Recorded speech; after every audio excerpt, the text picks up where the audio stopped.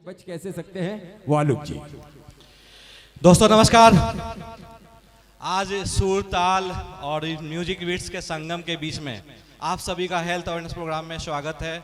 मैं अमृत आलोक पूरे एसलीपीएस वेलनेस परिवार के तरफ से आपका हार्दिक अभिनंदन करता हूं, स्वागत करता हूं। सर ने 10 मिनट का टाइम दिया और मैं कहूं तो पूरा दिन कम है अगर हेल्थ के बारे में आपको जानकारी दूं तो, फिर भी मैं कोशिश करूंगा 10 नहीं 15-20 मिनट में इसको कवर करने का। दोस्तों प्रोग्राम शुरू करने से पहले एक बात पूछना चाहता हूं, यहाँ पे बैठे कितने ऐसे सज्जन हैं जो एक्यूप्रेशर के बारे में जानते हैं? शायद इसीलिए जब सर बोले थे तालियां बजाने के लिए तालियां नहीं बज रही थी। दोस्तों एक्यूप्रेशर वालों का कहना कि हमारे हथेलियों में इतने पॉइंट्स हैं जिसको दबाने मात्र से हमारी सैकड़ों बीमारियां दूर होंगी, लेकिन मुद्दा है जानकारी ही नहीं, इसीलिए तालियों का आविष्कार किया गया था। जब हम ताली बजाते हैं तो सैकड़ों पॉइंट एक साथ दबते हैं, तो एक जोरदार तालियां होनी चाहिए आपके हेल्थ के लिए। Thank you very much. दोस्तों आज आयुर्वेद का सबसे ज्यादा इस्तेमाल कौन सी कंट्री कर रही है? कौन सा ऐसा देश है जो आयुर्वेद का सबसे ज्यादा इस्तेमाल कर रहा है?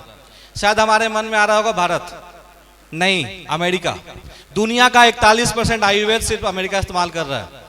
भारत दूसरे नंबर पे नहीं है, दूसरे नंबर पे चाइना, ये यूरोप है जो 20% आयुर्वेद का इस्तेमाल कर रहा है, चाइना 13%। और जिस देश में आयुर्वेद का जन्म हुआ उस देश के लोग सिर्फ 2.5% आयुर्वेद का इस्तेमाल कर रहे हैं आज। आखिर ये विकसित देश आयुर्वेद का इतने बड़े लेवल पे इस्तेमाल क्यों कर रहे हैं? वो इसलिए कर रहे हैं, वो बीमारियों को दूर करने के लिए जो हमारे गलत खान पान और गलत रहन सहन से आया है, लाइफस्टाइल डिजीज। 2014 में एक गवर्नमेंट आई और उन्होंने आयुष मंत्रालय गठन किया और उनको जिम्मेदारी दी गई, जिस तरह से ये विकसित देश हमसे आयुर्वेद सीखकर अपने देश में आयुर्वेद का इतने बड़े लेवल पर इस्तेमाल कर रहे हैं, उसी तरह आप भी अपने देश में अच्छे गुणवत्ता का आयुर्वेद बनवाइए और जन जन तक पहुंचाइए, ताकि हमारे देश के लोग भी इन लाइफस्टाइल डिजीज से ठीक हो सके या प्रिवेंशन के तौर पे इन प्रोडक्ट का इस्तेमाल कर सके। नेक्स्ट। दोस्तों आयुष मंत्रालय गठन के बाद एक संस्था जन्म लेती है, एसलीपीएस वेलनेस प्राइवेट लिमिटेड, और इस संस्था के जो संस्थापक हैं डॉक्टर संजीव कुमार, जो एक रिटायर्ड फौजी हैं। फौज से रिटायरमेंट के बाद उन्होंने इस संस्था का स्थापना किया और आयुष मंत्रालय का जो घर घर आयुर्वेद पहुंचाने का मुहिम है उसको लेके हम लोग आगे बढ़ते हैं और हमारा मेमोरेंडम साइन होता है आयुष मंत्रालय के साथ। संस्था के बारे में बताऊं, बेसिकली हम लोग आयुर्वेदिक और हर्बल प्रोडक्ट के मैन्युफैक्चरर हैं। हमारी 5 फैक्ट्रियां सीतापुर इंडस्ट्रियल एरिया जयपुर में है, हमारी हेड ऑफिस द्वारका सेक्टर 17 नई दिल्ली में है। संस्था का अपनी R&D है, 100% प्रोडक्ट हम लोग खुद मैन्युफैक्चर करते हैं, खुद ही मार्केट करते हैं। Next. Legal format. Next. Legal format पे आज 100% हम लोग लीगल कंप्लायंसेस को फुलफिल कर रहे हैं। नेक्स्ट। नेक्स्ट। दोस्तों दुनिया का जितना भी क्वालिटी सर्टिफिकेशन होना चाहिए सारे हमारे पास है। नेक्स्ट। हमारे भारत की एक लौती आयुर्वेदिक संस्था है जिन्होंने अपने प्रोडक्ट का क्वालिटी एनालिसिस कराया है। हमने अपने प्रोडक्ट की क्वालिटी एनालिसिस दुनिया का सबसे बड़ा एनालिटिकल लैब एरोफिन से कराया है। नेक्स्ट। ये आयुष स्टैंडर्ड है और आयुर्वेद इससे ऊपर भारत में गया ही नहीं है। मतलब है कि आयुर्वेदिक क्वालिटी का अंतिम पैमाना आयुष है और हमारे 69 अलग अलग लाइफस्टाइल डिजीज के जो प्रोडक्ट है आयुष मंत्रालय सर्टिफाइड है और तकरीबन 80 प्रोडक्ट ऐसे हैं जो इस प्रोसेस में है। 3 से 4 साल का टाइम लगता है तब जाके एक प्रोडक्ट का सर्टिफिकेशन मिल पाता है। नेक्स्ट। दोस्तों आयुर्वेद में अच्छे कामों के लिए हमें 2 बार राष्ट्रपति अवार्ड मिले हैं। 2019 और 2020 में हमें चैंपियंस ऑफ चेंज आयुर्वेद के लिए मिलता है और वो इसलिए मिल रहा है जिन बीमारियों को हम लोग बोलते थे असाध्य है, कभी ठीक नहीं हो सकती, diabetes, BP, thyroid, arthritis, migraine, इस तरह की तमाम बीमारियां ठीक हो रही है, इसलिए हमें ये अवार्ड मिला है। नेक्स्ट। नेक्स्ट। दोस्तों देश विदेश में सैकड़ों अवार्ड मिल चुके हैं हमें आयुर्वेद के लिए।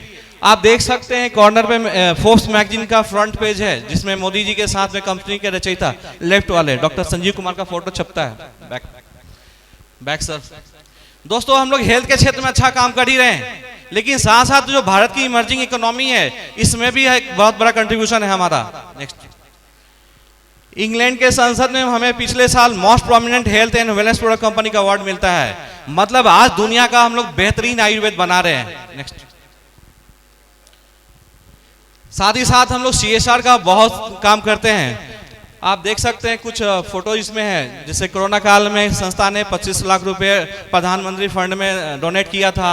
साथ ही साथ पुलवामा अटैक में भी करीबन 11 लाख रुपए संस्था ने डोनेट किया था। इस तरह डोनेशन का काम हम लोग करते रहते हैं।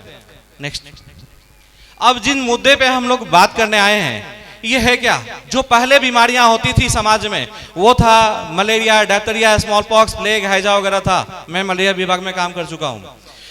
उस समय क्या ये महामारी का रूप लिया करती थी, लेकिन आज क्या है, इस पे कंट्रोल पा लिया गया है। हमारे डॉक्टर्स और मेडिकल साइंस को सैल्यूट करना पड़ेगा, उन्होंने इस पे पूरी तरह से कंट्रोल पा लिया है। कुछ बीमारियां लुप्त हो गई हैं, कुछ है तो 2-3 दिन दवा खा लेते हैं, क्योर हो जाता है। और ये बीमारियां आती थी इन्फेक्शंस के वजह से, मच्छर, मक्खी, चूहे जो है एक शरीर से दूसरे शरीर में फैलाने का काम करते थे। लेकिन आज जिन समस्याओं से समाज ग्रसित है वो है asthma, diabetes, cancer, hypertension, cardiovascular disease, Alzheimer, arthritis, migraine वगैरह। और ये बीमारियां किसी इन्फेक्शन की वजह से नहीं आ रहा है, कोई मच्छर, चूहे, मक्खियों का कोई रोल नहीं है इसमें। ये सिर्फ आ रहा है हमारे गलत खान पान की वजह से और गलत रहन सहन की वजह से। और एक बार जो हमारे लाइफ में आ गया तो हम लोग मान के चलते हैं कि जिंदगी भर हमारे साथ रहेगा। नेक्स्ट, अगर इनके कारणों को हम लोग समझना चाहें तो हमें आज की जो हमारी जीवन शैली है 30-40 साल पहले की जीवन शैली से कंपेयर करना पड़ेगा।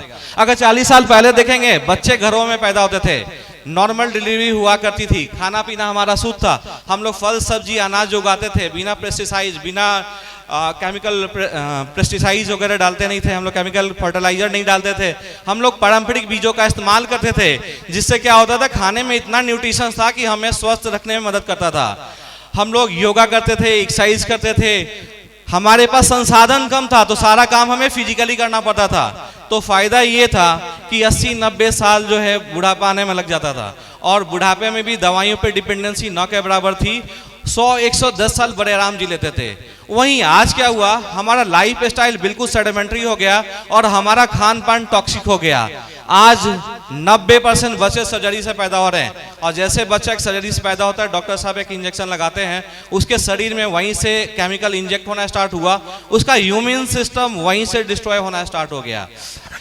हम लोग जब बच्चा 5-6 महीना का होता है, हम लोग बाहर की दूध दे रहे हैं। जरा देखिए आज जो गाय भैंसों की दूध बच्चों को पिला रहे हैं वो क्या शुद्ध है? ऑक्सीटॉक्सिन और हार्मोन्स खिलाकर, ऑक्सीटॉक्सिन का इंजेक्शन देकर गायों के दूध निकाल रहे हैं। उस बच्चे को मालूम नहीं है समाज में क्या चल रहा है, दुनिया में क्या चल रहा है, और बच्चे को दूध के माध्यम से जहर दिया जाने लग रहा है। अब जब बच्चा सॉलिड खाना स्टार्ट करता है तो आज एडवर्टाइजमेंट देख के हमारी माताएं जो हैं वो उनको सेरेलैक वगैरह देती हैं। ये सब कुछ नहीं है, मतलब कोई न्यूट्रिशन नहीं है, ये सिर्फ फास्ट फूड है, प्रिजर्व फूड है। जैसे बच्चा खाता है उसका लीवर वहां से कमजोर होना स्टार्ट होता है। अब जब फल सब्जी अनाज खिलाते हैं उसको, वो भी हम लोग यूरिया, डीएपी, पेस्टिसाइड से पैदा कर रहे हैं। आज मोदी जी का स्टेटमेंट है, एक इंसान हर साल 10 किलो यूरिया खा रहा है। साहब, एक केचुए पे 2 दाना यूरिया का डाल के देख लीजिएगा, खून की उल्टियां करके मर जाता है। लेकिन हम लोग 10 किलो साल में खा रहे हैं। ये बीमारी का सबसे बड़ा कारण रहा।